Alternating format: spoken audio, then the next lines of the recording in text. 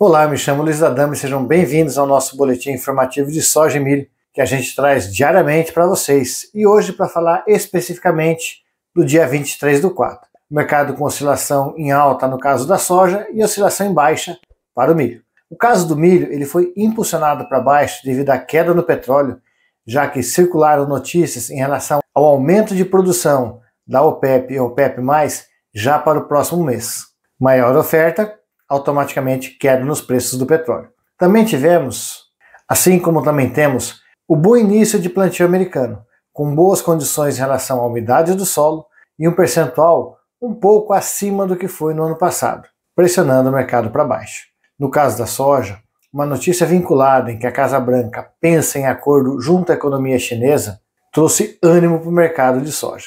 Dessa forma, o mercado acabou operando em alta, porque lembramos, um acordo entre Estados Unidos e China com certeza voltará a impulsionar as exportações de soja americana para a China. Então fique com a gente e acompanhe o fechamento desse mercado. Como falamos no início do vídeo, a soja acabou trabalhando na faixa de 0,5% de alta, o que equivale a 5 cents. O maio, dessa forma, fechou cotado a 1.040,25 cents, com máxima até de 1.046 cents. No caso do milho, que fechou negativo em torno de 0,8%, quase 4 cents, o mercado no maio fechou a 472 cents. A máxima do dia chegou a trabalhar até 477. Mas onde tivemos grande impacto aí de queda foi no milho na B3, queda de 1,15% no maio e 2% no julho. Isso devido às boas condições climáticas e boas previsões de chuvas dentro do abril, que fortalece o bom desenvolvimento das lavouras, pressionando assim a B3 para baixo.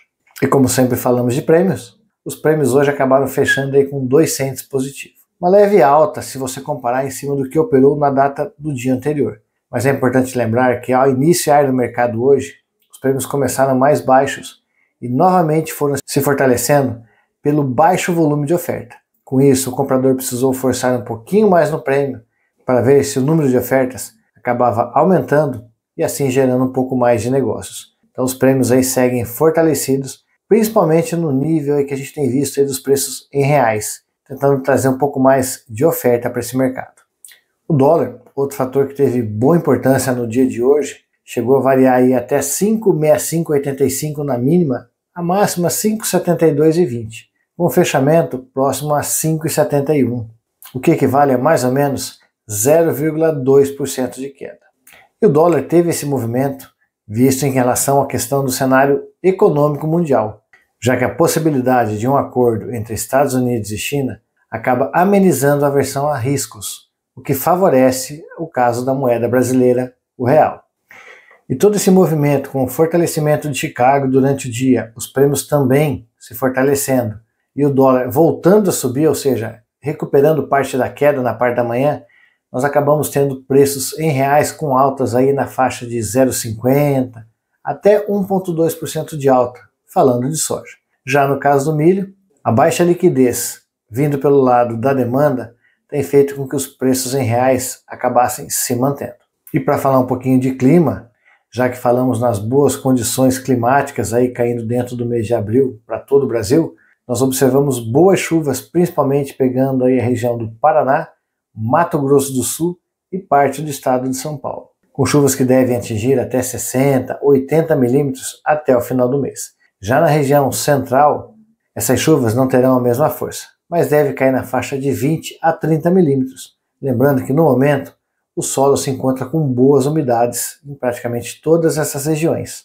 E dessa forma, mais uma ou duas chuvas, principalmente no mês aí de maio, devem fazer com que boa parte do milho no Brasil, falando de segunda safra, já se defina, amenizando qualquer potencial de risco.